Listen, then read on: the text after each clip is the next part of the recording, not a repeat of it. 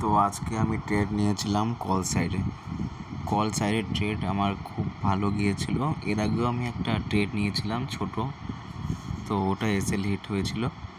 আর এইবার যে কল সাইডের ট্রেডটা নিয়েছি এটা আমার ফুল রেঞ্জে আমার প্রফিট দিয়েছে।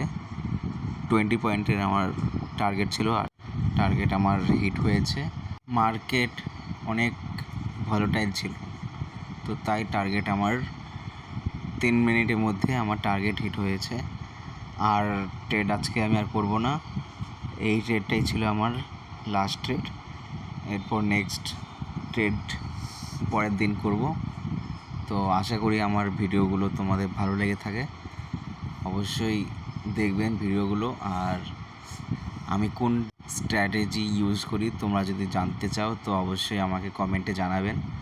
তো আমি স্ট্র্যাটেজিগুলো ভিডিও বানিয়ে দেখাবো।